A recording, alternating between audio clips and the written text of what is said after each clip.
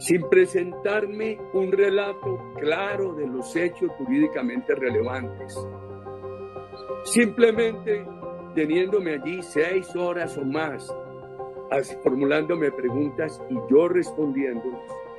Fue en esa indagatoria cuando el magistrado Reyes me dice: usted está imputado.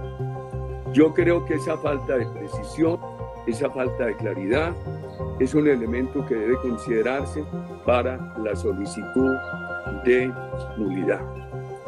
Pero quiero recabar también en lo que sería la nulidad.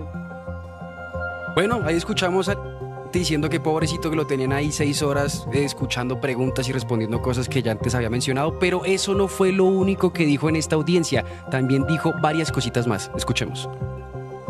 Porque además me han afectado un principio muy importante, que es el de la confianza legítima. Después de decisiones de varios fiscales con quienes yo no conocía, ni al doctor Jaimes, no conocía al doctor Cárdenas, tampoco al doctor Salcedo, que se declaró impedido. Yo no he tenido cercanía, no tuve cercanía con el fiscal Barbosa. El presidente Duque tuvo toda la independencia, respetó toda la independencia de la justicia, tuvo distancia institucional del tema. Porque muchos dicen, no, es que Uribe tenía unos fiscales de bolsillo. Yo no puedo permitir que eso haga carrera. Entonces yo digo, ¿por qué se me desconoció el principio de la confianza legítima? Pero también Álvaro Uribe se refirió directamente a Miguel Ángel del Río y a su cliente, Deyanira Gómez. Veamos. Y entonces Uribe amenaza a la doctora Deyanira, o el abogado de la doctora Deyanira dice un día, no, es que me amenazaron, y eso es por Uribe, y lo dice en el periódico El Espectador, sin ninguna prueba. Es muy grave, aquí hay muchos amenazados. Lo que decía el abogado del doctor Montealegre esta mañana, él se quejó que porque le alcanzamos a entender, antes de que usted le terminara su intervención, le alcanzamos a entender que le habían dicho en las redes que había que matar a todos estos guerrilleros. Entonces lo van a vincular conmigo, con mis declaraciones. Esto no puede ser, yo no puedo aceptar esa vinculación, señora juez.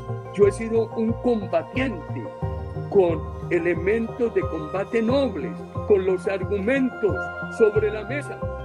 Lo mismo que le he dicho a los colombianos de mi oposición al gobierno del presidente Petro, se lo he dicho a él respetuosamente.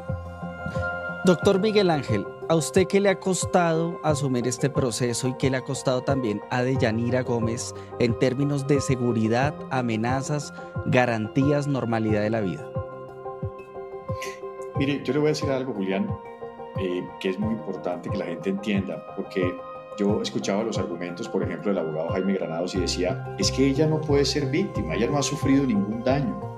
Y yo ponía este símil, yo decía, una mujer, por ejemplo, que era una médico prestigiosa en una empresa importante como Comeva, donde llevaba muchísimos años laborando, y luego con una familia muy bonita, y que de un día para otro termina exiliada en un lugar donde no conoce el idioma, con 2 hijos menores. ¿Eso no es un daño? ¿Será que alguien va a querer salir de su espacio natural, profesional, para ir a otro lugar? Deyanira no puede ejercer la medicina donde se encuentra, porque no tiene los recursos, porque le ha tocado hacer de todo, comenzar de cero con 2 hijos menores. ¿Eso no es un daño notable? Y este señor que se presenta como una víctima y que le faltó decirlo en alguna intervención, en una solicitud de preclusión, dijo que él era un hombre del campo, de alpargatas, un hombre noble. Ese es el mismo sofisma que ha utilizado Álvaro Uribe Vélez a lo largo de su vida para sustentar y soportar todo lo que ha hecho. Entonces, fíjense que yo le decía, incluso de manera reciente, hace pocas semanas, antes de que empezara la audiencia, este señor ponía entonces unos trinos, porque hace alegatos en las redes cuando debiera hacerlos ante la justicia. Entonces ponía en unos trinos que Deyanira era la supuesta víctima y que se encontraba asilada en tal parte y que allá estaba y que estaba viviendo entonces de la renta de las organizaciones criminales. Por Dios, eso no tiene ningún sentido. Eso es exponerla aún más a ella, a toda esta situación.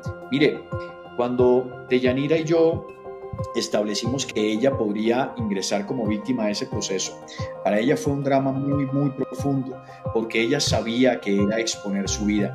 Pero si ya la habían desplazado de su espacio natural, de su ambiente natural, tenía que pelear y tenía que enfrentar lo que está enfrentando. Ha sido una lucha larga para ella y evidentemente para mí, porque pues este proceso con otros procesos penales han generado muchos traumas en mi vida personal. Uno específico, y es que mi esposa está por fuera del país desde hace ya un tiempo muy importante.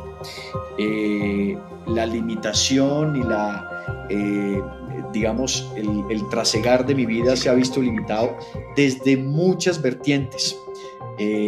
Es evidentemente complejo, pero yo lo hago porque a mí me apasiona, porque sí es un ejercicio de justicia. Pero verdaderamente quien ha sufrido los padecimientos de todo lo que ha pasado y que ha vivido un daño muy profundo es Deyanira Gómez. Por eso estoy ahí, y fíjense que por eso todas estas juezas la han declarado víctima. En el proceso de Diego Cadena también nos declararon víctimas. En algún momento el Tribunal Superior de Bogotá consideró que no éramos víctimas porque no había un daño directo entre la comisión de las conductas y los perjuicios que ella sufrió.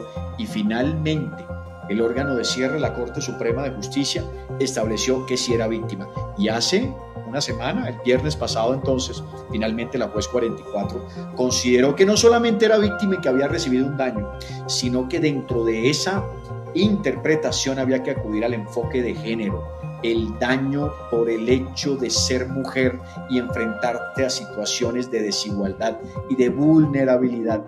Una decisión además muy profunda y muy importante. Ayúdanos a seguir con nuestra labor periodística a través de nuestro Nequi DaviPlata 310-779-3518.